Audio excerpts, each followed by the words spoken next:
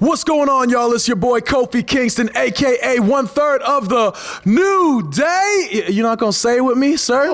Yeah, come on, you better participate. Let's try it again. 1/3 of the New Day, and you are watching The Young and the Wrestlers. Ha ha ha ha ha.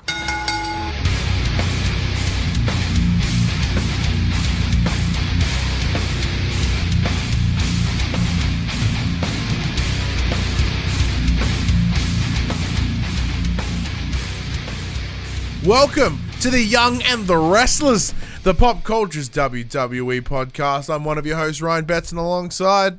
I'm shipping up to Boston. I'm Jem.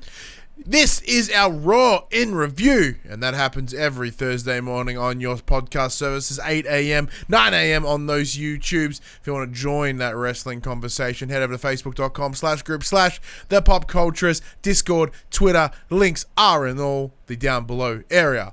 If you want to join the conversation as it happens, however, head over to patreon.com/the Pop Cultures. Support us at any dollar value. Get yourself a nice little sneaky link where you can watch us record the show live.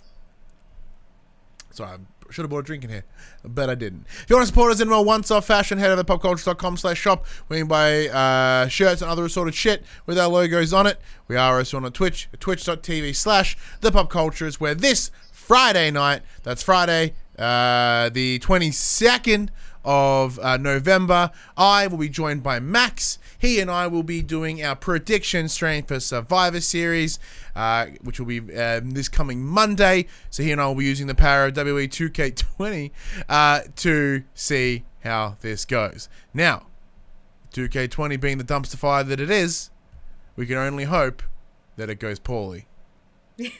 Speaking of Jem, hope you haven't been. Hope you have. Oh, that was my. You that was saying my, I'm poorly? That's what I was going to say. I was going. That's not how I intended that to go. I was being like, speaking of Jem, I hope you're not poorly was where I was going, and I kind of fumbled Didn't it. go there. Nah, didn't go there. Hello, Jem. Speaking of not garbage. I'm poorly, apparently. No,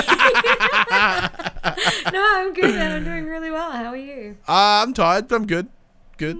I feel like my life is forever tired at this point, and it's just varying stages of the week when the tired kicks in. Mm-hmm. Being a hotter day today too, definitely. Yeah, big time.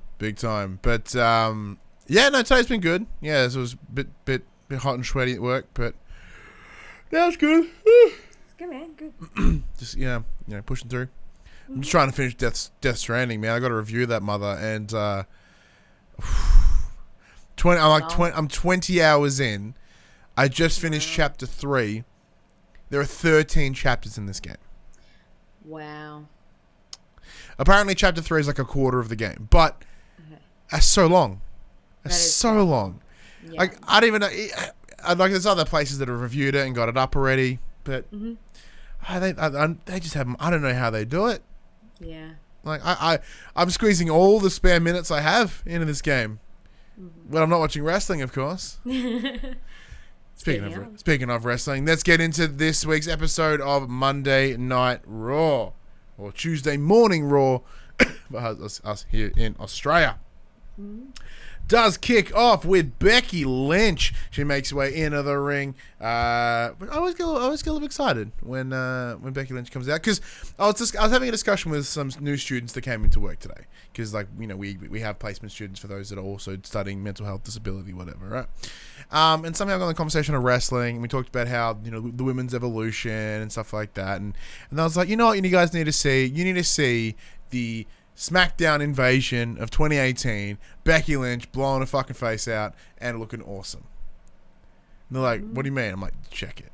So they watched that, and by God were they impressed by Becky.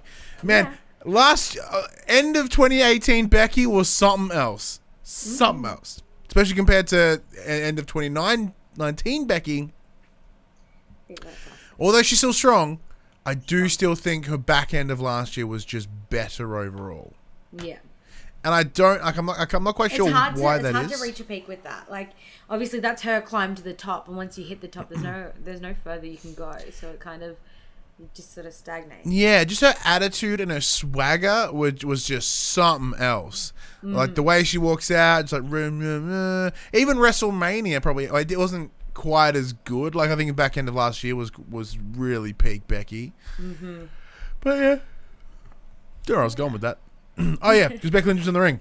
Yes. Ahead of this Survivor Series, she calls out Shayna Baszler and Becky. She calls them little snakes and says that she's right here if they ever want to come and face her champion to champion. As we do know, they do have the triple threat match come the end of this weekend. Yeah, which Becky does say. She's like, if you want to fight, we'll fight. Why leave it till Sunday? I'll beat the shit out of you now. Yeah, we'll do it now. Like, what are they going to change? Yeah, exactly it. She talks about brand supremacy. But Becky don't give a damn about brand supremacy. If they want to fight, they're going to have to fight. That's what they want. They want to fight right here, right now. Yeah. However, I was expecting maybe Shayna would come out, maybe Bayley would come out. No. We get something kind of better, actually.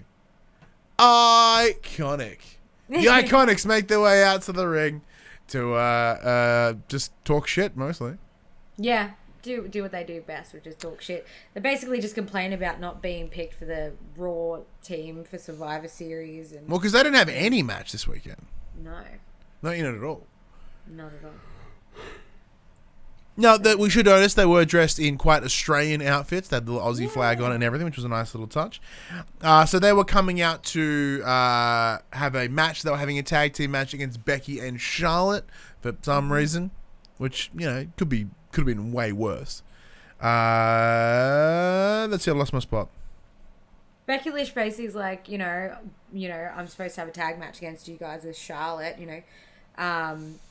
What'd she say? She said something along the lines of like, tethered together forever for some goddamn reason. That's true, because there's been a long discussion about how, you know, they just always seem to be stuck together. Yeah. Yeah, so yeah, and then Charlotte comes out and she starts spitting the whole, like, Becky's like, oh, I'll take you both on my own, like, I don't need a tag team partner. And then Charlotte comes down and she's like, oh, really, Becky, you want them all for yourself? Like, she's like, last thing I want is to tag with you, but, like, you know, I've got a match coming up on at Survivor Series too, and I've got to showcase what I can do too, and, you know, if you will. And Becky's like, yeah, all right. And she's like, I kind of wish you didn't. And then all of a sudden, Samoa Joe's music hits. Yeah, I was like, what the fuck? Yeah, I was very confused too. But it was all good. So Samoa Joe was there to be the third man on commentary as Dio Madden for some reason was not present. I guess. I think it's another attack from Brock Lesnar because like when they asked Samoa Joe why he was there, they're like, you know, I heard we needed a third analyst for tonight and somebody who's Brock Lesnar proof. Well, the idea, so 2 weeks ago, Dio got F5'd by Brock Lesnar through the table, and apparently he's still hurt, which is fascinating. My concern is that they sacked him. And they're like, you're not needed, mate. You're not pulling your weight. Lawler, on the other hand, oh my God, is he pulling it? Fuck him. Yeah. Man, if they replace Dio, but they don't remove Lawler, then there is no hope for Raw. None. Yeah. Absolutely none. Absolutely. Cut to an ad break and we come back to the match. What do you think of the match so far? Not bad. Not bad. Look, the Iconics can wrestle. We know Charlotte and Becky can wrestle. Like, pretty good overall. Look, I love watching Billie Kay and Peyton Royce just because of the dumb shit that they do. Like, you know, they just shout at people and they're really obnoxious about it. Like, one stage Peyton's yelling at, like, Charlotte and she's just like, you're nothing special, toots. And then, like, Billie Kay gets in the ring and she's yelling out, like, we are the future. Do you understand me? We're the future. And just dumb bogan shit. And it's so funny because they're so loud and obnoxious. So I do love a bit of that. But ultimately it does end in Billie Kay tapping out to a figure eight. And then at the same time, like, Peyton cops a nasty exploder in the background. It was so cool. Yeah, it was very, very cool. Bit of tandem work on that. And I enjoyed the match. I didn't think it was brilliant, but I certainly thought it was good. It was nice to see the Iconics get some screen time. That's always a plus for me personally. But yeah, it wasn't too super horrible. Yeah. Then backstage we get an interview with Charlie Caruso. Well, before that. Oh wait, what'd I miss? Yeah. So as Becky and that's right. And Shayna, as Becky and Charlotte are leaving, out of nowhere, Shayna Baszler jumps in the ring with two broads.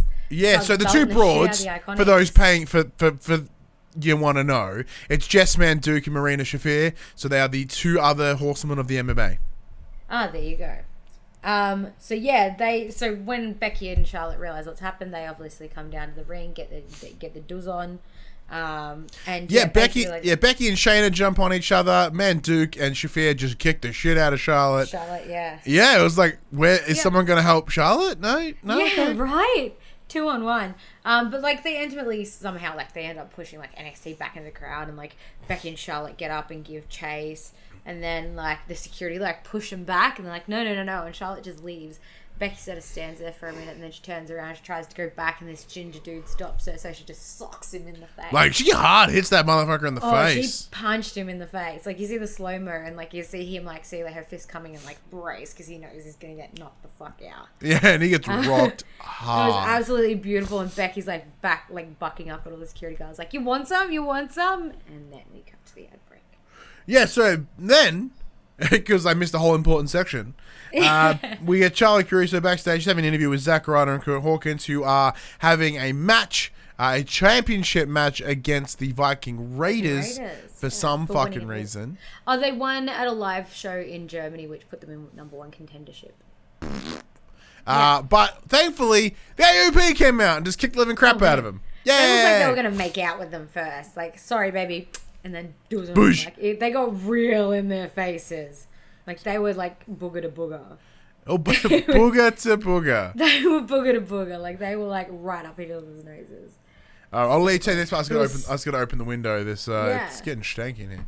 No, but it was so good. AOP are vicious, and I can't wait to see them in ring. So next we do get the OC coming out to the ring. It is mentioned that Carl Anderson will be in action tonight, so he's being accompanied by AJ and Luke Gallows.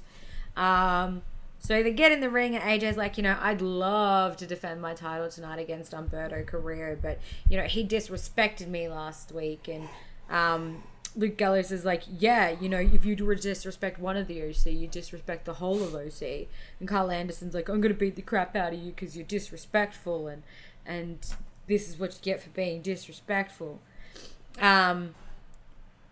And that, apparently Humberto Carrillo needs to be taught a lesson for disrespect. So that cuts for an ad break and comes back, and we get Humberto Carrillo versus Carl Anderson. Did you see this one? I did. Yeah. It was alright. I feel like it would have been better if it was Luke Gallows. Like, I don't know, he's just better. Yeah. Just putting that out there. But no, absolutely awesome. It does get to a point where there's like a distraction where like Humberto's about to do that signature moonsault that he did on AJ the week prior and got the win. He was about to do that. And like Gallows and AJ like pulled Carl Anderson out of the ring, and then the Street Profits come out. And I was like, yeah. Whenever I hear their music, it's like I don't always think it's the Profits. I don't know who I think it is. I'm like, is that? Oh wait, no, that's Street Profits. Yeah, no, I did the same thing. But yeah, they come rolling out, and during the distraction, Humberto takes that moment to like jump on all of the OC, and then we cut to a break, and they come back. One thing I did note is like I love Samoa Joe when it comes to commentary and things like that. He's astounding. Oh, he's so good. He's so knowledgeable. He's so on top of things. Like, he's so fast and quick-witted and stuff like that. It's friggin' awesome. But yeah, sort of come back to the match. As the match is going on, the CM Punk chants do start. Which obviously means poo. But yeah, I think the match ended in so what happens was AJ got on the ropes to cause a distraction, so Luke Gallows hung Humberto up on the ropes so Carl Anderson could get a roll up, and it was right near the ring where the Street Profits were, so they rolled it over so Humberto was on top, and then they ran around the side and grabbed Luke Gallows so he couldn't get up to stop the pin, and the referee saw what was going on in 1, 2, 3, and Humberto got the win. Yeah. Oh, that's because as we know, the roll up is the most vicious move in WWE history. To have that reverse roll up, I thought that was a cool touch. Actually, I really enjoyed that. Yeah, that was so good. Just the Street Profits rolling them over. It was literally and it's back in. Nice. Yeah, no, it was absolutely beautiful. I enjoy, one thing I'm going to mention, I've mentioned it before and I'll say it again, Montez Ford is one of the most charming individuals. Yeah. He's up there just dancing, just chilling, and I'm just watching him the whole time. I'm like, dude, you can't take your eyes off him. And when you compare, because Private Party at AEW have a very similar gimmick, if not almost the same gimmick. The Street Profits have it in spades compared to definitely to the Private Party. Private Party just do not have the same appeal. Like they maybe have a better in-ring setup. However, when it comes to the charm and their promo and just their presence, Street Profits have them in the bag, man. Yeah. So good. Yeah. So definitely. Damn good. So yeah, that takes us backstage to an interview with Charlie and Seth. Seth Rollins' beard's getting a little straggly at the moment, just saying. Mm-hmm, yeah, did notice. I'm sure they'll get it trimmed up ahead of Survivor Series, but I'm just saying, just noticed. So. Yeah, just noticed. Want to hope so. But yeah, she's asking him what compelled him to accept Andrade's challenge. Andrade did challenge him for, I think, leadership of Team Raw at Survivor Series. That's correct. So yeah, he's like, I've never backed down from a challenge. I've been here 7 years to the day and I've never backed down from a challenge. I consider myself a leader, and what kind of leader would back down like that? He's like, I respect Andrade and everything he's done here and in Mexico and all that sort of stuff. But it's not Monday Night Andrade. Not yet. It's still Monday Night Rollins. And I'll prove that tonight. And then, that's that. Fun little segment. Yeah, it was all right. Like it was a little bit of on the nose with the just straight up like, here's my catchphrases and I'm out. Yeah, burn it down, walk out. Yep, same thing. Then we get an ad break. We come back to Bobby Lashley. He's making his way into the ring with Lana in tow. The ravishing Russian, as they said. Nothing makes me chuckle because it's good alliteration. For some reason, he's versing No Way Jose. Now, once again, we cannot complain because it's better than some random dude. Yeah, that's one thing I was very grateful for. I was like, oh, great, don't tell me he's coming out for a squash match against Joby McJobberson. But no, it was nice to see Jose in the ring. And it was nice to see Jose get the up for most of the match too. Yeah, Jose did all right. He didn't do super horrible, which was nice. But it's saying that it did kick off first with Lana. She does grab a hold of the mic. She explains this is the happiest day of her life as she has now filed for divorce. The crowd responds with instant Rusev Day chants. Now, although we didn't report on Raw last week, she did announce a fake pregnancy. She was 9 weeks pregnant with to Rusev. Then Bobby Lashley beat the crap out of her, and she's like, I can't believe he thought I was babies. And this, apparently everyone's been shitting on that promo from last week, like so hard. Oh, it's so bad. She's like, I had sex with Bobby Lashley 7 weeks ago, and I'm 9 weeks pregnant, so that means Rusev put the baby in. Oh my god, it's so dumb.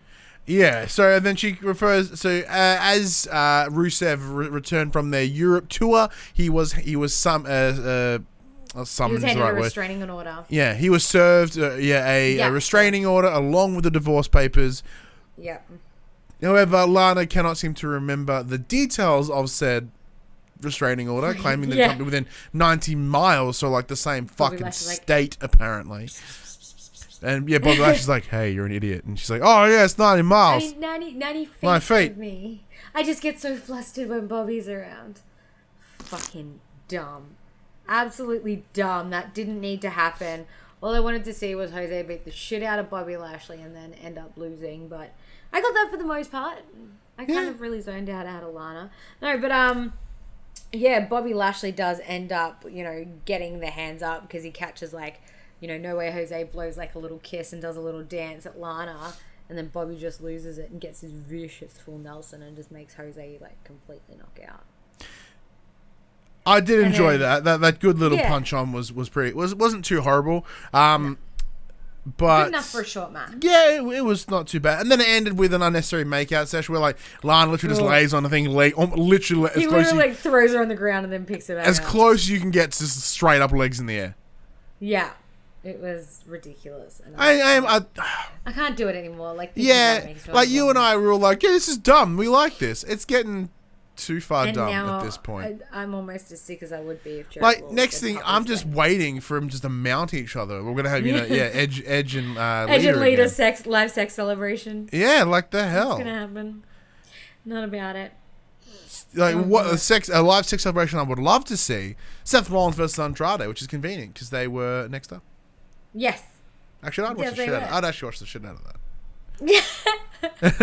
Selena Vega in the corner with the video camera. Yeah, just being like, what the hell is this? A lot of grappling, a lot of suplexes. Yeah. Yeah, I'll let you run this one because you're a big Andrade fan. Android. Oh man. Yeah, so obviously they come to the ring. As always, Zelina Vega has a microphone in her hand and she's like, I'm proud to introduce your new Raw team leader, and he's gonna lead Raw into battle and all the shit that she always says every week about Andrade. You know, same old with Zelina Vega. Yeah, so they obviously get into the ring, get a bit fighty. There's a lot of that, like with Andrade and Seth, because they are both very similar competitors. There was a lot of stalemate, so like shoulder tackles and just nobody budged. And Yeah, but that's good storytelling. Like in terms that's of really cool. yeah.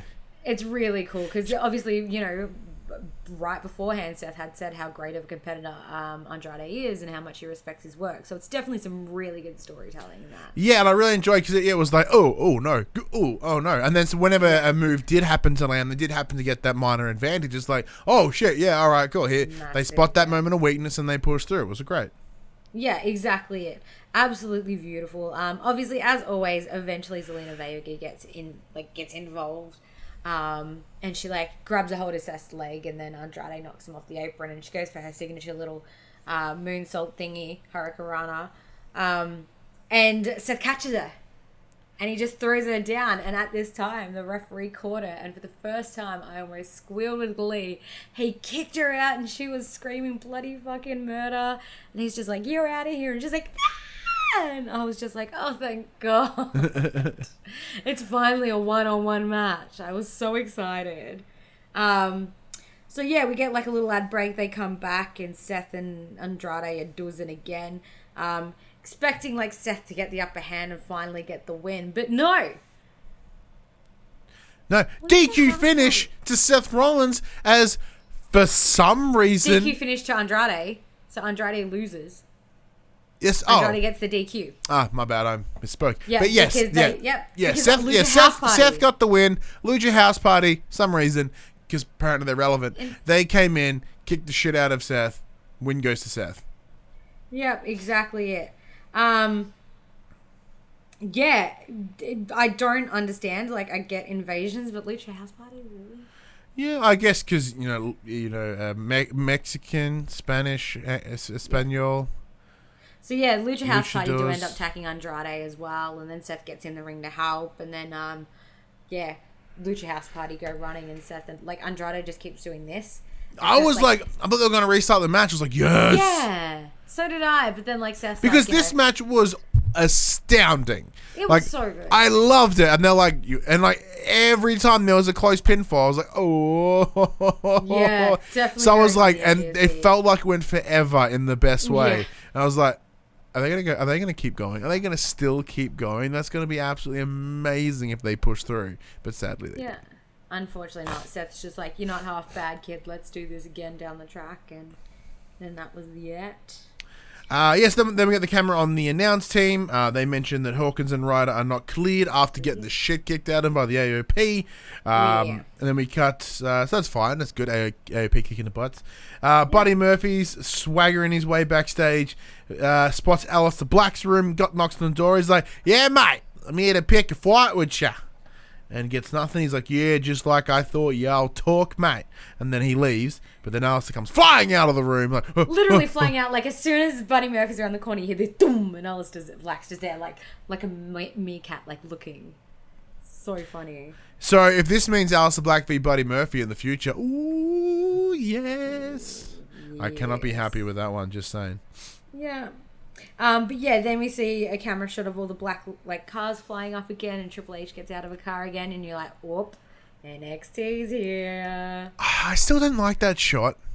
Like, I understand it's like, oh, anything can happen. Like, you know what's fun? When you don't know. And it's like, Yeah. whoa, that's what you want. You don't telegraph the surprise, you morons. Yeah. Well, this gave me the who's he trying to scout this week? I went the other way. I'm like, he's bought the troops. Yeah, no, I was more so like, who's he trying to scout? Like the exact same thing as 2 weeks ago when he tried to scout Seth Rollins. But yeah, so next we get a match. Buddy Murphy is in action against Akira Tozawa, making his Raw debut after he was drafted. Holy shit! Holy shit! So good. It was so damn good. So good. Those two together, absolutely phenomenal. Like, obviously, like, Buddy's a bit bigger, but he can fly as high as Tozawa can. Tozawa can get some friggin' high. And speed. That dude can go high and go fast. So, yeah, absolutely beautiful match. But it does go to the win with Buddy Murphy. He gets a vicious knee into the Murphy's Law. And, yeah, absolutely. Yeah, no, I thought it was a real banger match. I do think it's probably one of the most wrestling, quote-unquote, matches we've seen in a little while. Yeah, like, because even when I was watching Rollins versus Andrade, you can still see they weren't going hammer and tongs. Like, you could tell, especially on Sunday and stuff. Yeah, like especially that, with Seth Rollins, you can tell that there was he wasn't going for a suicide. Like when he went for a suicide dive, he didn't put everything into it. He kind of pulled his punch before he made the dive. Yeah.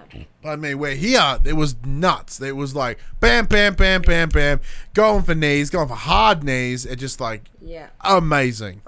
Well, I'm assuming neither of them are in teams at Survivor Series. So no, but there's a reason Buddy's the best kept secret. Like he just goes exactly hard. And the thing I loved about it as well is Joe was sort of rooting for Buddy Murphy in his corner the entire time, while the other two were basically just shitting on Buddy Murphy. And then Samoa Joe at the end of it's like, I love being right, boys. It's just like, you tell him, Joe, you tell him. It was absolutely fantastic. But yeah, then we get this weird little video of Eric Rowan behind a cage, and he's like, he's a baby doo-doo. That You're was so big. anus. You're so big. And I was like, what's happening here? Like, what is this? I didn't understand. But this brings us backstage again. Buddy Murphy does round the corner that he went back past earlier, tearing off the tape off his wrist. And he goes to, he yells out, "Oi, Alistair!" and goes to knock on his door again. And before he can even get the hand up, Alistair's out the door staring him dead in the face. Yeah. Ooh, yeah. And that's it. And I was like, whoop, Buddy picked a fight with him. Damp. I am damp. One thing I did love is when Buddy was saying, I've come to pick a fight with you, he's like, I've come to pick a fight with you. Buddy Murphy's mocking Alistair Black. Ooh. Then we get. I'm not talking about this. Okay, we'll just run through it. Eric Rowan makes his way to the ring with his weird raccoon cage. I'm pretty sure there is a raccoon in there. That's my prediction. It's just a rabid raccoon. Yeah. He fights Jobber. Singh brothers come in. They run around. Things happen. Truth is there.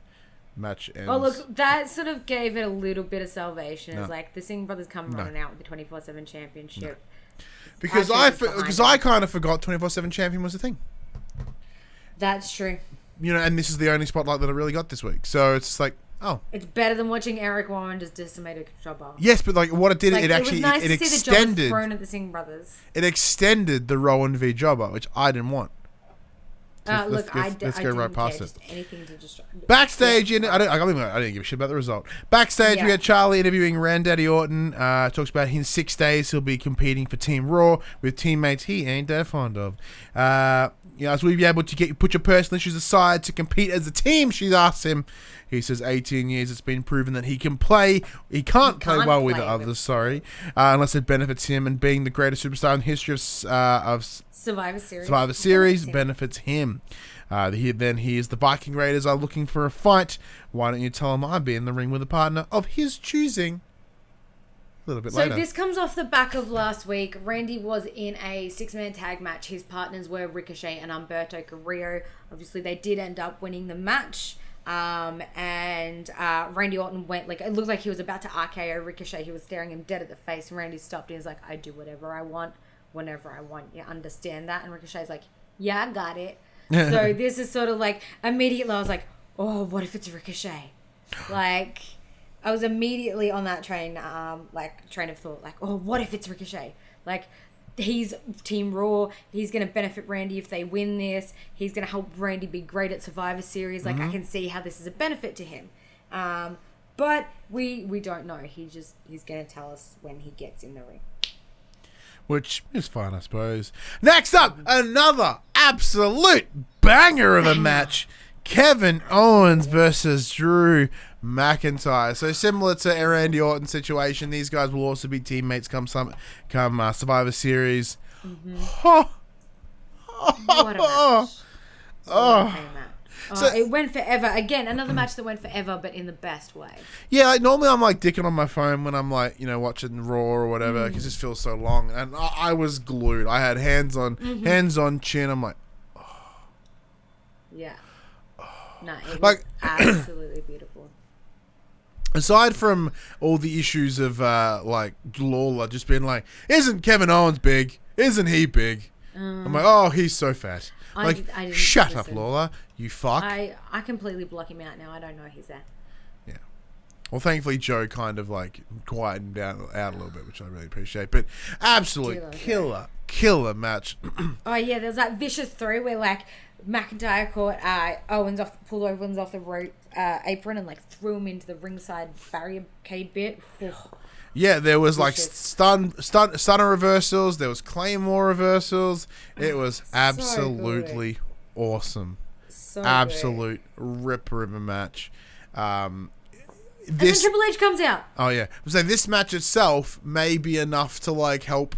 Like just get like almost like a full curtain of itself. I was so transfixed in this match. Yeah, and then out of nowhere, the match doesn't even finish. Triple H comes out. We cut to an ad break. We come back. Drew McIntyre is nowhere to be seen. It's just H and KO in the ring. And I was like, what? Did this match end? No, it did. Oh, there was a stunner, but there was no pin. That's right. Yeah, exactly it. So the match technically didn't end. But like Triple H is like asking for water, and then he gives KO water, and then he basically gives the whole spiel about how like, he wanted Seth Rollins, but Seth Rollins was because he's got a soft spot for him, whereas like KO is like different to Seth Rollins because he doesn't fit the mold, and you came here and they don't want you here. He mentions when Kevin Owens took the NXT title to, I think it would have been Raw or SmackDown, wherever John Cena was at the time. And like beat the living shit and sent John Cena out in an ambulance, and then just sort of like stood on the United States Championship holding the NXT Championship above his head and stuff like that. And then he's like, you legitimized NXT, you put us on the map with that. And then, they took you from us and they don't even want you. They didn't realize, once it was real, man. It was such... It was... Yeah, man, Triple H pulling the pipe bomb, seeing as CM Punk's back. Man, Hunter can... Trips, he can still talk, man. He can talk so good. Yeah, he was always good.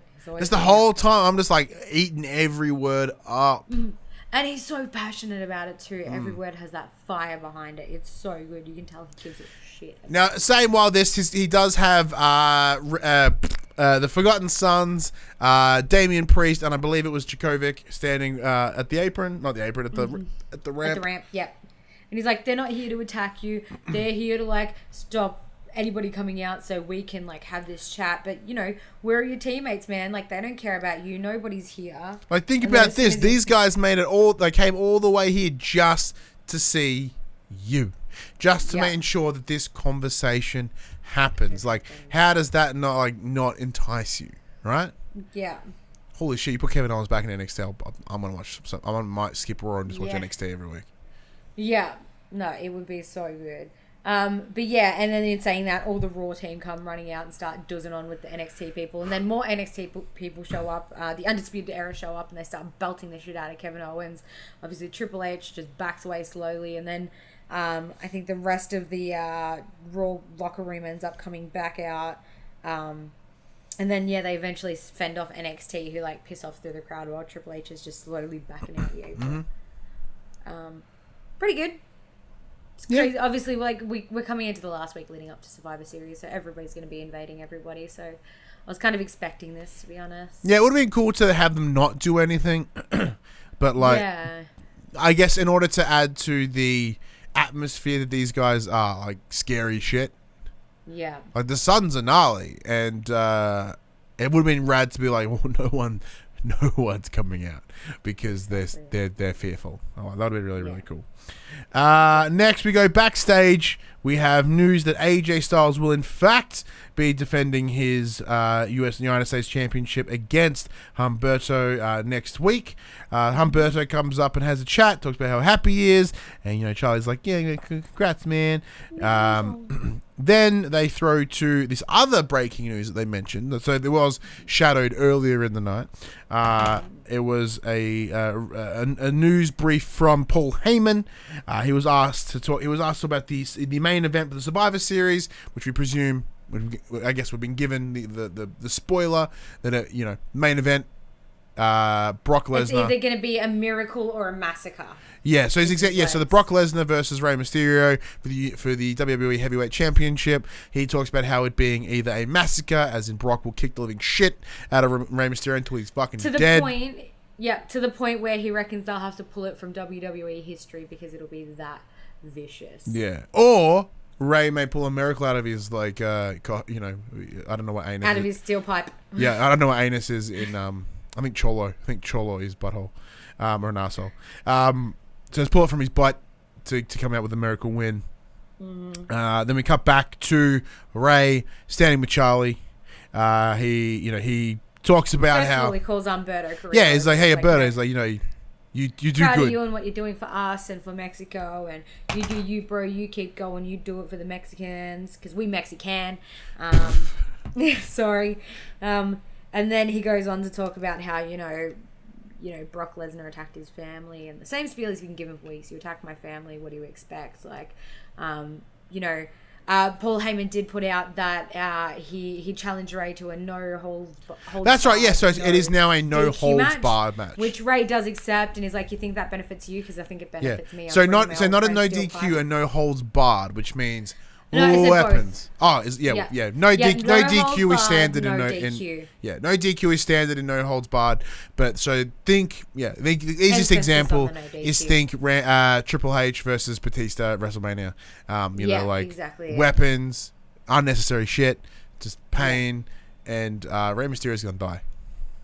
Yeah, maybe. I reckon it's gonna be a dick shot type situation again. You're going to be dick kicked and that's it? That's the only way you're going to get Brock Lesnar down, is taking out his janglies.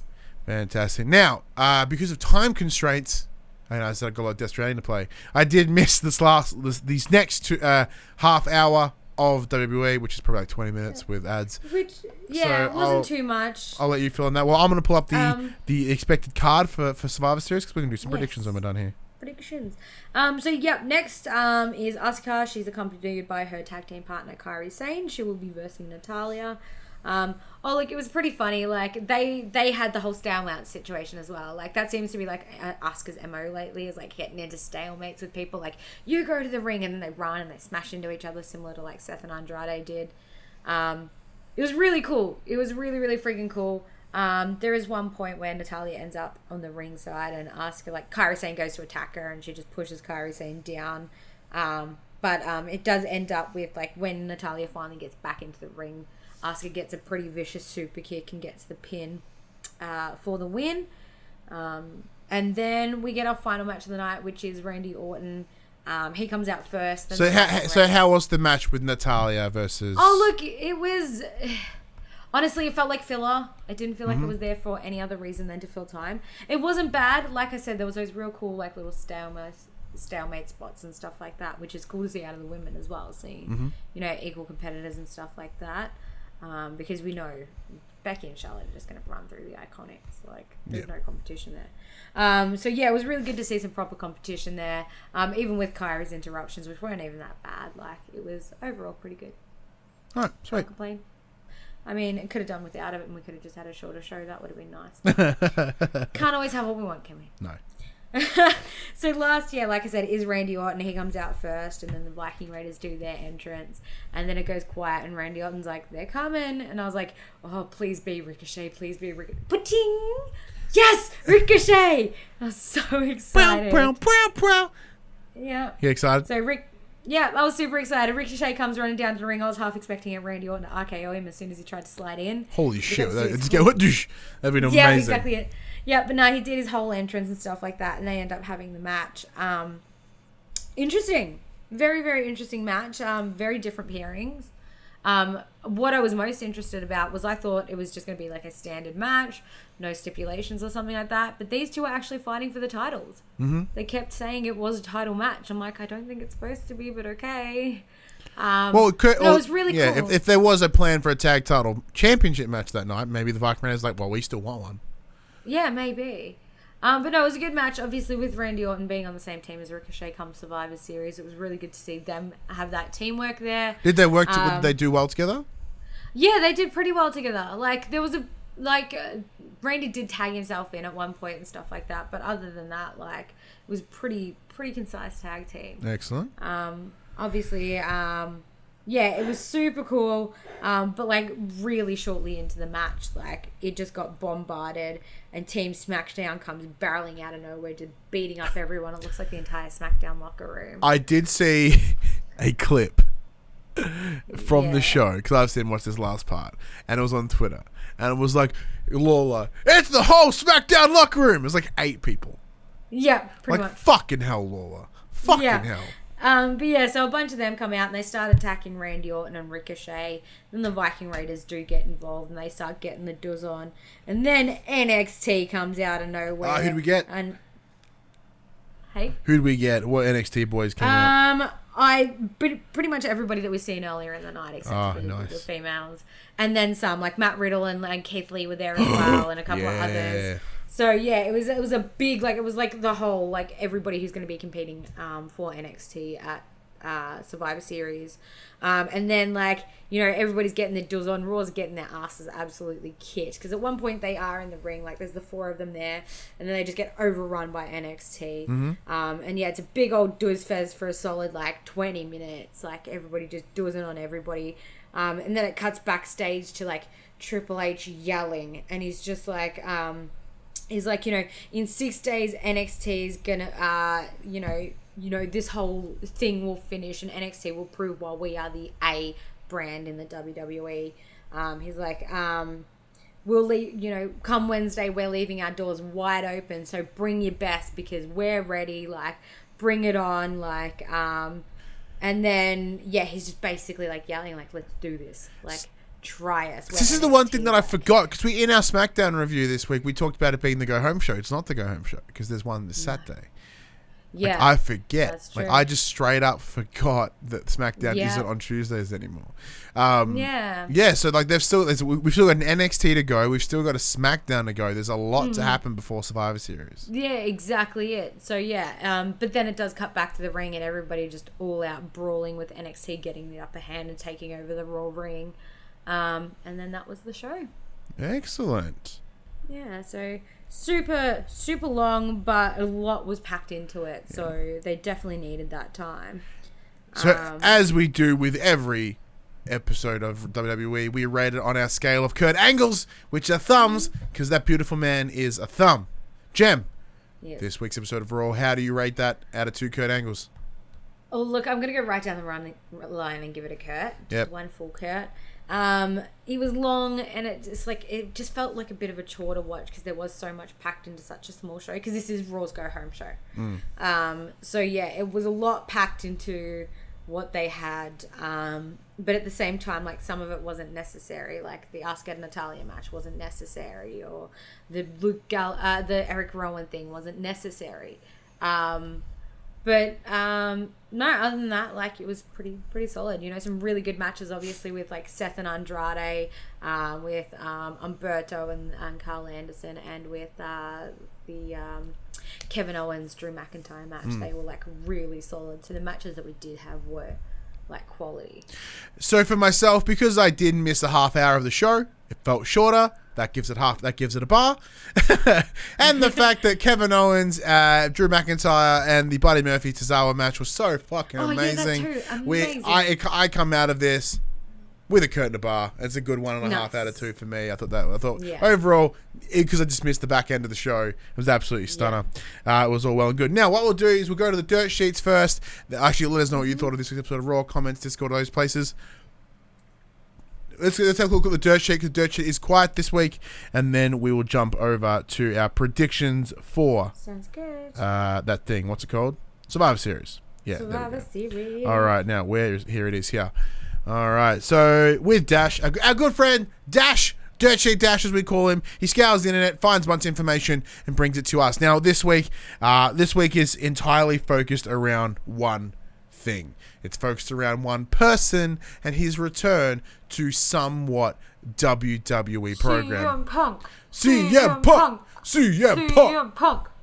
Yeah. So he buddy. made his official on-screen episode with WWE backstage this week, and boy did Tweeting about it the he entire have time. some things to say. I haven't watched it yet. I've only seen clips, and oh my god, it has been solid. I need to find a way to watch it legally here, Yeah. but if not, I'm just gonna have to download that mother because I need to watch it. I did see a few clips as well. I think the best one for me was Renee's reaction when CM Punk's talking about Seth Rollins. And the Shield. Yep, and the Shield and that sort of stuff. And he goes, the first thing Seth Rollins needs to do is stop tweeting. And Renee's like, yeah. She just starts nodding at him. And I'm like, oh, damn Renee. Which, yeah. And there's a conversation, they're like, beautiful. Renee, which member of the Shield is your favorite? She's like, I like them all. Like, really? It was good fun. But let's jump into the dirt sheet here.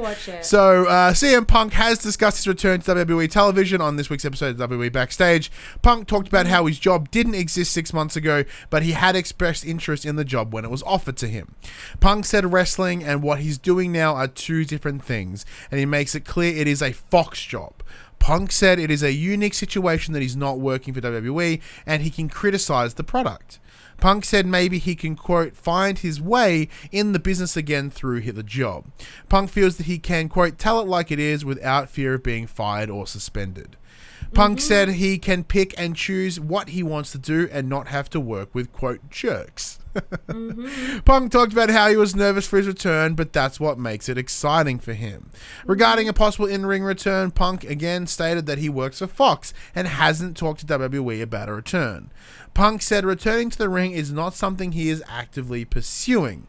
However, Punk did note that it is a never say never scenario, but there are a lot of hurdles and it could be like building the Great Wall of China, and that was a quote. Punk said that the current product is overproduced and micromanaged.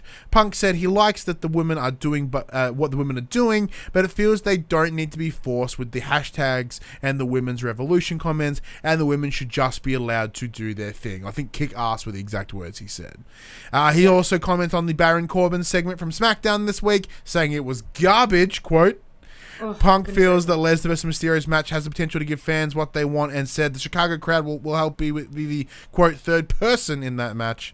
And Punk talked about Seth Rollins, and as you said, Seth needs to stop tweeting. Punk asked Renee about her favorite Shield member, as we mentioned, and apparently she likes them all equally, as we discussed.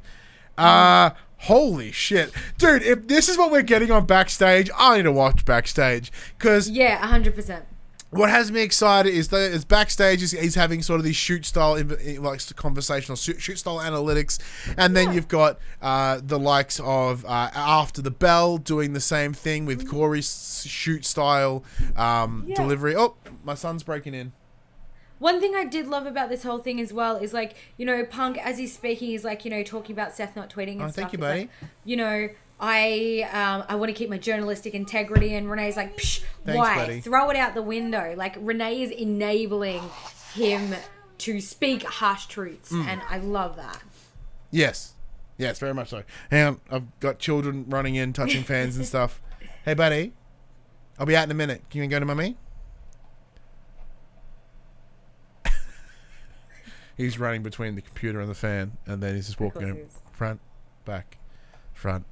But like, although we do know that obviously with Punk, he's not there on a weekly basis. He was almost like he gets to choose his own schedule, which is very, very cool. So I do. Hey James, can you not like yell at the television? I know you can see Jem, but Can you not yell at the telly? All right. All right, buddy. Can you go with mummy, please? Thank you, buddy. I'll be out soon. Anyway, yeah, having Punk back on, and like, even though it may be infrequent, that's very cool. Saying that though, like, Ember Moon will also be making an appearance very shortly in the next episode. James. Oh, nice. Buddy. So he's just yelling and just like making noise. Yeah. I love my child. However, podcasting doesn't respect the art. That's all I'm saying. Mm-hmm. So he... so by having that like big Ember Moon there as well, it looks like they're going to have sort of rotating people that are coming in, probably people that are injured, giving them something to do, which is very, very cool, because I do believe that Ember is out injured currently, which is fine, but having them, giving them something is what makes me excited. Yeah, definitely. But let's get into our predictions to finish off the week. This is for WWE Survivor Series. As I said, we'll be using the predictor, the 2K20, as I predicted this coming Friday night for a stream. But Jem, we need to know your thoughts and my thoughts. Let's get into this. Yes. We'll go in order as CBS Sports gives us. Just quickly, one thing I did forget to mention in Charlotte Flair's speech on Raw, she does mention she is one of the it's the first ever women's triple threat elimination match at Survivor Series. Yeah, tag team elimination match. Yep. Yeah, tag team elimination. Yep. So it's the first one ever. Actually, what I'm gonna do is I'm gonna go right down to the bottom. Yeah, we'll go to the bottom. They've put the NXT Cruiserweight Championship on here. I doubt that. If anything, we'll see it on. Who cares? Who's in it? Yeah, Leah Rush and who? Leah Rush and Angel Garza, who I've never heard of. Okay, Leah Rush is keeping it. Sure, why not? The NXT Championship is Adam Cole versus To Be Confirmed. Ooh, so there is a match this coming NXT. Wednesday. At War Games, there is a match between Killian Dane, Damian Priest, and Pete Dunne, to be pronounced correctly. But Pete Dunne, they're having a match at War Games to determine who will get the title shot the next day on Survivor Series. I personally put that down to probably Damian Priest is getting a good run right now. I would like to see Dunne take it, at least get the shot, because I think Dunne Cole would be a killer match. What about you? I don't know, because I don't really watch NXT that much, so this is kind of lost. That's all right. But I do think Adam will retain over whoever he takes on. I think Adam Cole will retain. Mm-hmm. We get the Women's Survivor Series elimination match. It is Team Raw, which is Charlotte, Natalya, Kabukis, and Sarah Logan. Hey! Sarah Logan coming off main event. Hell yeah. Yeah, man. Versus Team SmackDown, Sasha Banks, Carmella, Dana Brooke, Lacey Evans, and Nikki Cross against Team NXT. As it stands right now, I believe Team NXT is semi-unconfirmed. More will happen as of NXT this week. Yeah, will probably all be announced on NXT. Because I know that their 5-man group for one of the matches has still not been announced. Yeah, I have a feeling we're going to probably get the likes of Candice LeRae, if she's not injured. Maybe Rhea Ripley. Yeah. Who else is strong right there? Probably Bianca Belair. We might get Tegan Knox. There's a bunch of women that are around that might make their appearance. It'd be very cool. What would be gnarly is if we finally get to see Jess Manduke and Maria Shafir in a match, because they've been in performance center this whole time. It would be cool to throw them in. With that many bodies around, it may be a safe way. Especially with them coming out this week as well. Exactly. It may be a good way to give them some time in a ring and actually do some stuff ahead of a proper debut. Yeah. Who do you reckon will take the win there? Oh, it's tough without knowing who NXT is. But I think just sheer power-wise, I think maybe, as weird as it sounds, I think Team SmackDown, I think Nikki Cross is going to get the win. Oh, nice. See, I'm really unsure. That title picture with Bayley. I kind of want to. I'm kind of thinking until I find NXT's confirmed team. I kind of thinking the Raw may have it with the likes of Flair, Natalya, and I don't know. I'm a sucker for Logan, I guess. It just seems like that team may have it. However, I do think NXT could come in with a sneaky if they bring out some really good gangbusters women in that match, which certainly could happen. Then we get the men's Survivor Series elimination match. We get Team Raw, Seth Rollins, Kevin Owens, Randy Orton, Drew McIntyre, and Ricochet. Killer fucking team. Versus SmackDown, Roman Reigns, King Corbin, Ali, Shorty G, and Braun Strowman. Once again, Team NXT is unconfirmed. That will be coming as of this week with NXT. It's the one problem with our show now, where the way it sits, we may not get all the information ahead of Survivor Series. My predictions, we're going to get the likes of Keith Lee, Matt Riddle, probably maybe a member from the Forgotten Sons. Who else is probably like? There's a couple. Jakovnik or whatever his name is. Who? Sorry. Are they called Imperial or are they? No, Imperium at NXT UK, but maybe if they want to add some people in. Without knowing NXT, that Raw team is banging. Yep, I was about to say the same thing. Without knowing NXT, Raw has got it in the bag. Yeah, with the just give me Especially seeing Ricochet and Randy work so well this week, and obviously it's just it's my money's on Raw for that one. Men's tag team champions, Viking Raiders for Raw, the New Day for SmackDown, and the Undisputed Era for NXT. I reckon the Undisputed Era. Undisputed are coming out fucking hard. 100%. Yeah. I love the Undisputed. I love the New Day. I love Viking Raiders. This could, in fact, be match of the night without any try. These guys will go amazing. It all comes down. I guess it all comes down to how they do it. Whether it is in like a tornado tag or a standard tag, because they're having to have one team member just waiting on waiting until someone gets in their corner is a bit different. Difficult. Sorry, not different. But I've got my money on Undisputed there. Yeah, I agree. The mid-card champs. We have AJ Styles as the US champion, Shinsuke Nakamura as Intercontinental, and Roderick Strong as the North American champion. I reckon AJ Styles with assistance. Yeah, that could potentially be the case. CBS also believes that this may in fact be match of the night, and I do think it would be, because I think AJ and Shinsuke will go hard. Roderick is good. I don't see enough of him to really have a big stance on him, but I do think even just AJ and Shinsuke will be pretty fantastic. Beautiful. I'm actually really hyped coming to Survivor Series. Just some of these matchups seem like they have the potential to be brilliant. For the benefit of this, I'm going to put my money on Roderick just for funsies. If you're on AJ, I'm going to go Roderick. I'm on AJ with assistance. Becky Lynch, women's championship match. Becky Lynch is the Raw Women's Champion versus Bayley, the SmackDown Women's Champion. Shayna Baszler, the NXT Women's Champion. I honestly think Bayley's going to win it because they want her to get over. Yeah. Because Becky's already over, Shayna's already over. I think they're going to... as bad as it's going to sound, I want Shayna Baszler to win. Mm-hmm. But I think Bayley's going to win because of the position she's in. She's the underdog. Yeah, I do think there's a lot more story potential here between the likes of Becky and Shayna, especially as the whole horsewoman thing. So I don't think they will get a definitive result. Whoever does win, the win won't be Becky on Shayna or Shayna on Becky. Like, that won't happen.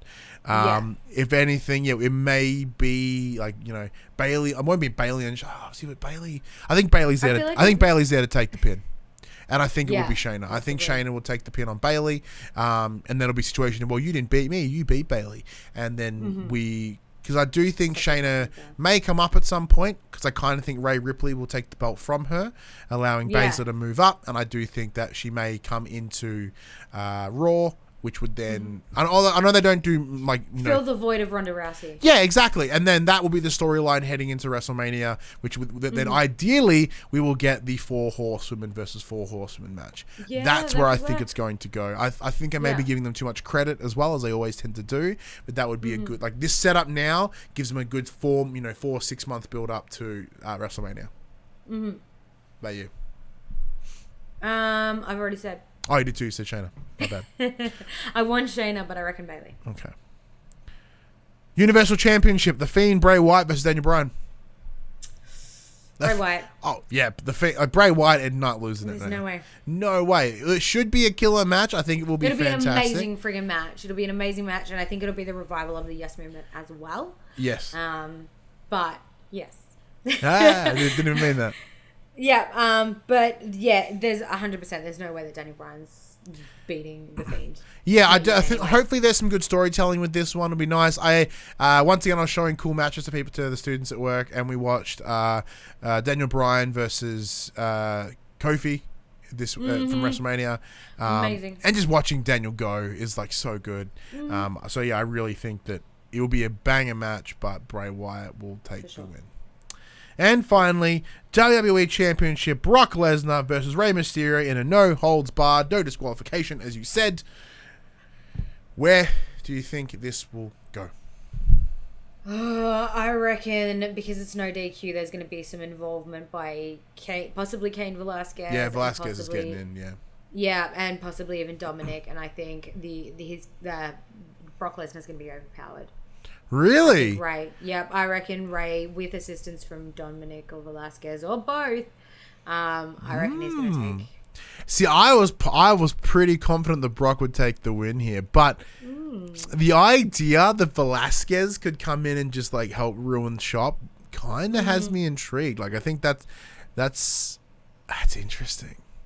Yeah. I'm gonna say Brock. However, you have swung me. In my heart, you have swung me.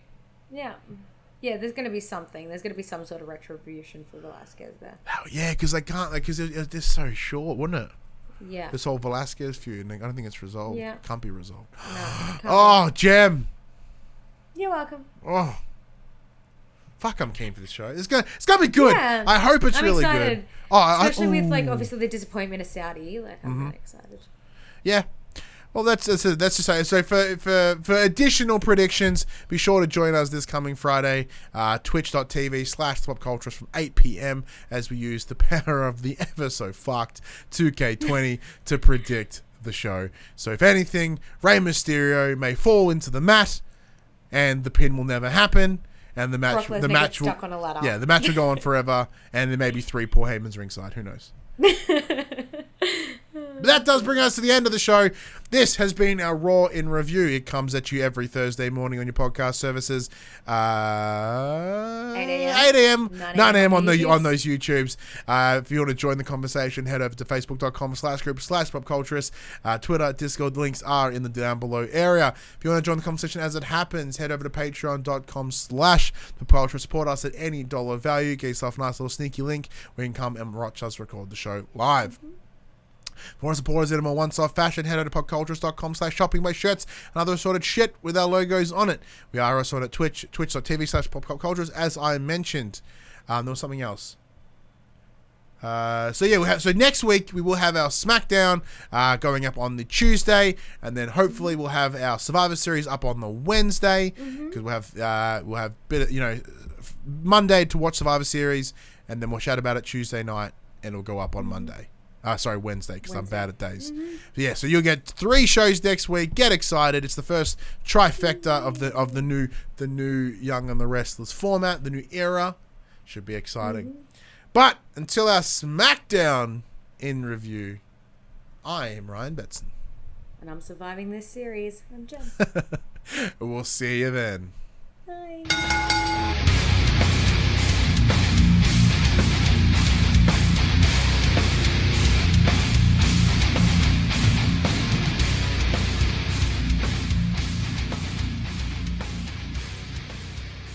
The Young and the Restless, the Pop Culturist WWE podcast, is fan support over at Patreon at patreon.com/thepopculturist. And we'd like to thank our Patreon producers and our Patreon founders for their kindness, their support, and their generosity. Our Patreon founders: Alpha Ferret, Craig O'Flaherty, David Chataway, Jesse Stevenson, and Jacob Garner. And our Patreon producers: AJ Abatomi, Damien Holdies, Kyle Dunn, Lee Wintershoven, Nathan Massetti, Paul James, Pure Mongrel, and Sean Levitt.